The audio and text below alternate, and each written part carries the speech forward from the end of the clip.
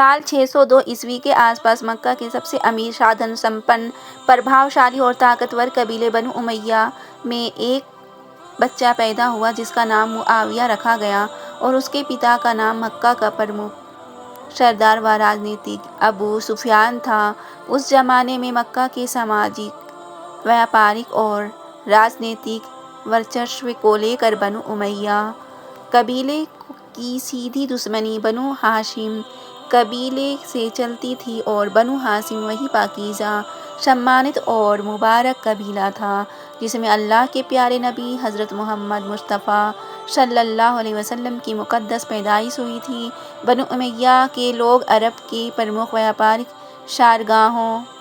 شاہراہوں پر پورا قبضہ رکھتے تھے اور اپنی عظیم دولت، سرداری تथा سماجی دبدبے کے گھمنڈ میں ڈوبے رہتے تھے۔ جب پیارے نبی صلی اللہ علیہ وسلم نے اسلام کا پیغام دیا اور اللہ کی توحید یعنی ایک ہونے کا کھلا اعلان کیا، تو ابو سفیان اور مکہ کے دوسرے جاہل سرداروں نے اس نئے دھرم نیتک بدلاؤ اور انسانی برابری کے کرانتیکاری وچار کا بہت سخت ویرودھ شروع کر دیا اور نبی صلی اللہ علیہ وسلم کے راستے میں ہر ممکن رکاوٹیں کھڑی کیں۔ شروعات میں نبی صلی اللہ علیہ وسلم کے مہربان چاچا حضرت ابو طالب آپ کی ڈھال بن کر ہر موڑ پر حفاظت کرتے رہے جس سے مکہ کے کافر آپ کا کچھ نہ بگاڑ سکے، لیکن ان کے انتقال کے بعد مکہ کے سرداروں کا ظلم اپنی حدوں کو پار کر گیا اور شروعاتی مسلمانوں کو طرح طرح کی شاریرک و مانسک یاتنائیں دی جانے لگیں، جس کے بعد اللہ کے حکم سے نبی صلی اللہ علیہ وسلم اور ان کے صحابہ نے اپنا وطن مکہ چھوڑ کر مدینہ منورہ ہجرت فرمائی۔ اسی کشمکش کے دور میں ابو سفیان کی بیٹی سیدہ ام حبیبہ نے اپنے پتا کے خلاف جا کر دل سے اسلام قبول کر لیا تھا اور ہجرت کر کے حبشہ چلی گئی تھیں، جہاں ان کے پتی کے انتقال کے بعد جب وہ اکیلی اور بے سہارا پڑ گئیں تو پیارے نبی صلی اللہ علیہ وسلم نے ان کی بے بسی اور ایمانی جذبے کو دیکھتے ہوئے نکاح کا پیغام بھیجا، جسے انہوں نے بخوشی منظور کر لیا۔ مدینہ پہنچ کر جب اسلامی ریاست کی بنیاد پڑی تب بھی مکہ کے کافر شانت نہیں بیٹھے اور جنگ بدر میں ابو سفیان 1000 کا سسجت لشکر لے کر مسلمانوں کو ختم کرنے کے ارادے سے آیا، لیکن اس پہلی جنگ میں حضرت علی رضی اللہ عنہ نے اپنی بے مثال بہادری اور ذوالفقار کی دھار سے دشمن کے کئی بڑے سرداروں کو ڈھیر کر دیا، جن میں معاویہ کا نانا عتبہ بن ربیعہ اور اس کا سگا بھائی حنظلہ بھی شامل تھے۔ اپنے باپ اور بھائی کی دردناک موت کے غم میں معاویہ کی ماں ہندہ نے بدلہ لینے کی قسم کھائی اور جنگ احد کے دوران ایک حبشی غلام ویشی کے ذریعے نبی صلی اللہ علیہ وسلم کے پیارے چاچا اور مسلمانوں کے مہان کمانڈر حضرت حمزہ کو دھوکے سے شہید کروا دیا اور ان کے پوتر جسم کی بے ادبی کی۔ آگے چل کر جب مسلمانوں کی طاقت پورے عرب میں پھیل گئی اور کافروں کی طرف سے حدیبیہ کا شانتی سمجھوتا توڑ دیا گیا تو پیارے نبی صلی اللہ علیہ وسلم نے 10,000 صحابہ کے عظیم لشکر کے ساتھ مکہ پر چڑھائی کی اور بنا کسی بڑے خون خرابے کے مکہ فتح ہو گیا، جہاں اپنی جان بچتی نہ دیکھ کر اور کوئی دوسرا چارہ نہ پا کر ابو سفیان اور اس کے بیٹے معاویہ نے آخر کار نبی صلی اللہ علیہ وسلم کے سامنے آ کر باطل کو چھوڑ کر اسلام قبول کر لیا۔ پیارے نبی صلی اللہ علیہ وسلم کے دنیا سے پردہ فرمانے کے بعد حضرت ابوبکر پہلے خلیفہ بنے اور ان کے شاسن کال میں اسلامی حکومت کی سیمائیں عرب سے باہر پھیلنے لگیں۔ پھر ان کے بعد جب حضرت عمر خلیفہ بنے تو انہوں نے اسلامی فتوحات کے دوران سیریا شام کا گورنر یزید بن ابو سفیان کو بنایا، لیکن جب طاعون کی بھیانک بیماری سے یزید کا انتقال ہو گیا تو حضرت عمر نے پرشاسنک ویوستھا کو سنبھالتے ہوئے معاویہ کو سیریا کا نیا گورنر नियुक्त कर दिया। तीसरे खलीफा हज़रत उस्मान रज़ी अल्लाह अन्हो के 12 साला दौर में भी बनु उमैया का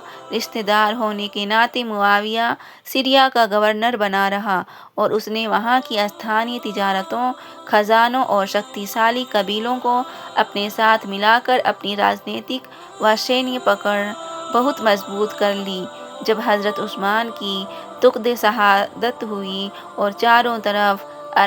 अराजकता फैल गई तो आम मुसलमानों और बड़े सहाबा ने मिलकर हज़रत अली रज़ी अल्लाह अन्हु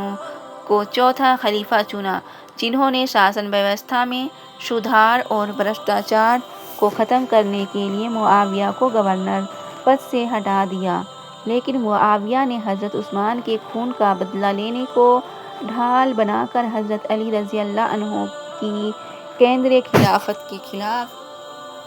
खुली बगावत कर दी, जिसके नतीजे में जंग-ए-सिफ़ीन जैसा भयानक गृह युद्ध हुआ। इस जंग में जब हज़रत अली रज़ी अल्लाह अन्हु की वफ़ादार फ़ौज जीत के बिल्कुल करीब पहुंच चुकी थी, तब मुआविया और उसके सलाहकार अम्र बिन आस ने हार से बचने के लिए नेज़ों पर कुरान उठाकर समझौते की एक चाल चली, जिससे हज़रत अली रज़ी अल्लाह अन्हु के लश्कर में फूट पड़ गई और कुछ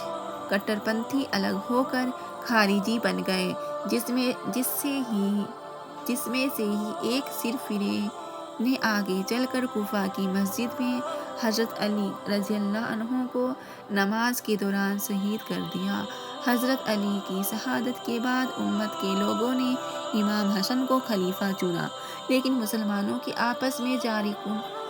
खून खराबे को हमेशा के लिए रोकने और उम्मत में इत्तेहाद एकता कायम करने की खातिर इमाम हसन ने मुआविया के साथ एक ऐतिहासिक शांति समझौता किया, जिसकी मुख्य शर्तें थीं कि हुकूमत कुरान और सुन्नत के मुताबिक चलाई जाएगी। मुआविया अपनी ज़िंदगी में किसी को अपना वारिस या खलीफा नहीं बनाएगा। मुआविया की मौत के बाद हुकूमत दोबारा इमाम हसन या इमाम हुसैन को वापस मिलेगी और हज़रत अली रज़ी अल्लाह अन्हु के चाहने वालों तथा अहले बैत के समर्थकों को कोई नुकसान नहीं पहुंचाया जाएगा। मुआविया ने हुकूमत तो हासिल कर ली, लेकिन इतिहास गवाह है कि उसने इस समझौते की किसी भी शर्त को पूरा नहीं किया और आगे चलकर इमाम हसन को साजिश के तहत जहर देकर शहीद करवा दिया गया, जिसके बाद मस्जिदों से खुतबों के दौरान हज़रत अली रज़ी अल्लाह अन्हु पर बुरा भला कहने की गलत परंपरा भी शुरू की गई। आखिरकार अपनी मौत से ठीक पहले मुआविया ने शांति समझौते की सबसे अहम शर्त को सरेआम तोड़ते हुए अपने नाकारा, अय्याश और जालिम बेटे यजीद को ज़बरदस्ती उम्मत पर थोपते हुए अपना वारिस खलीफा घोषित कर दिया, जिसने इस्लामी खिलाफत के लोकतांत्रिक और ईमानी ढांचे को एक जालिम और भ्रष्ट वंशानुगत राजशाही में बदल दिया। और इसी यजीद की फाशिक हुकूमत तथा गलत नीतियों के खिलाफ जब इमाम हुसैन ने अपनी गर्दन झुकाने और बैअत करने से साफ इनकार किया, तो इतिहास का सबसे दर्दनाक, अजीम और सबक आमोज हादसा करबला की जंग पेश आया, जहां इमाम हसन, इमाम हुसैन और उनके पूरे कुंबे को 3 दिन का भूखा प्यासा रखकर करबला की तपती रेत पर बहरे आम शहीद कर दिया।